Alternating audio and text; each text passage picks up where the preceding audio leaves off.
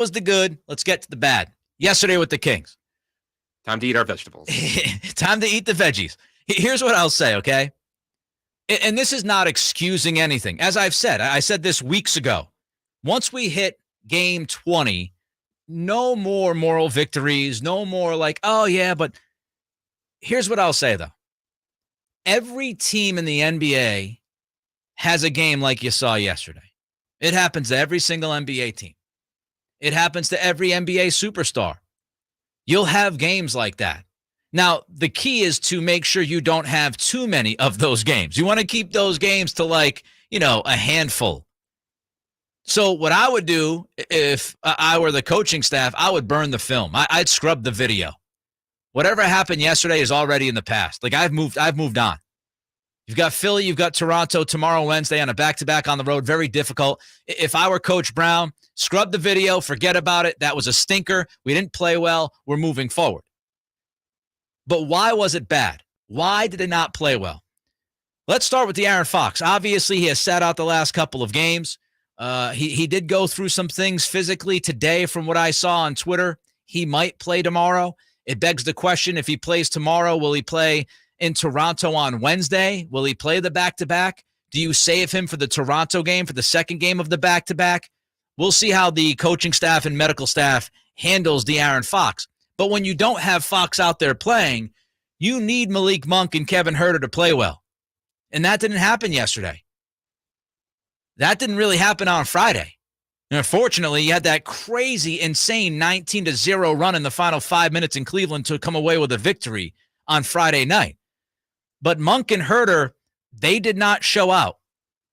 When you don't have Fox and you have Monk and Huerter shooting a combined 9 for 31 from the floor and 4 of 17 from 3, not ideal. You need at least one of those guys to show up and make some shots. Preferably, you'd have both of them show up and make some shots. 9 of 31 from the field, Monk and Huerter without the Aaron Fox, not good for the offense.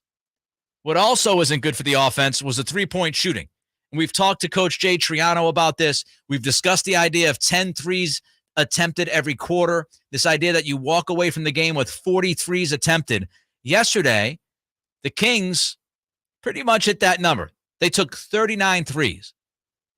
The unfortunate part, they only made 10 of them.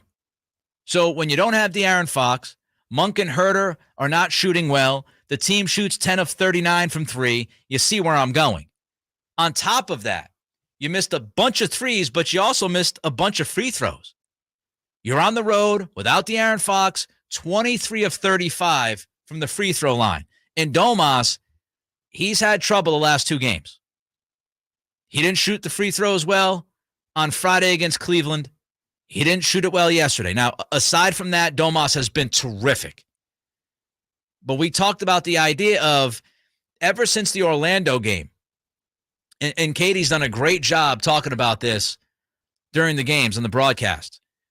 The Orlando game, Domas had trouble at the line. I think he started like 1 of 8, 1 of 9, something crazy. Ever since that Orlando game, up until Cleveland on Friday night, he was shooting like 84% from the free throw line. All of a sudden, the last 2 games, the wheels have fallen off. He was 6 of 11 yesterday, and the team again was 23 for 35. So you start to see why the game finished the way it finished. 17 turnovers. That is a problem, even though the Kings have played really good basketball to start this season, sitting at 14 and 11. The turnovers have been an issue consistently for this team, even through the good stretches. There were 17 turnovers yesterday. That's too many. They were minus 14 on the rebounds. Gave up a number of second chance points. And the other issue to me, the physicality. Like Cleveland on Friday tried to challenge the Kings. And I think that's because they saw the film on Wednesday night from the Bucks game. What did Mike Brown say post-Bucks game on Wednesday? He said, this was the first time this season that I felt that the other team dictated how this game was played. And Brown said we did not meet the physicality of Milwaukee. On Friday, Cleveland came out and they tried to impose their physicality on the Kings. The Kings actually met that physicality, though, right? They met some of that physicality. They fought back. I thought yesterday the Knicks were the more physical team, and the Kings did not match it. And because the game was physical, And because Tom Thibodeau loves slowing the game down, pace was an issue. 62 free throws in total in that game yesterday. It was a very plodding game. It was not up and down.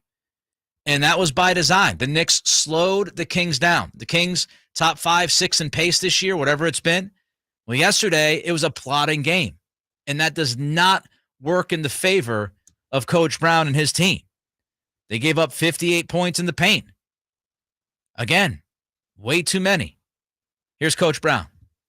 We've been trending up most of the season, and we've taken a couple steps back.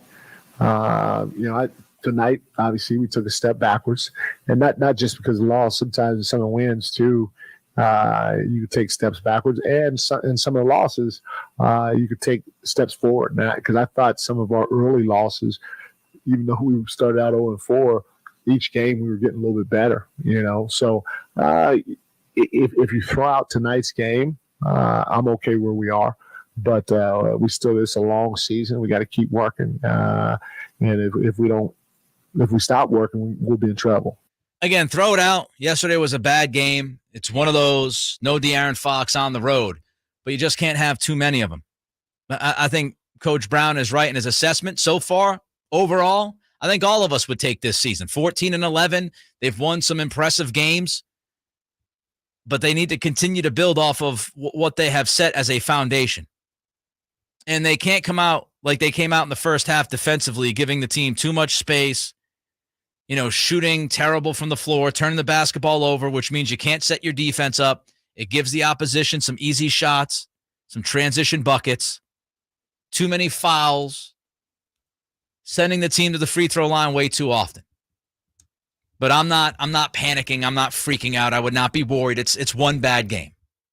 Tough back-to-back coming up tomorrow and Wednesday. We'll see how they react. Let's quickly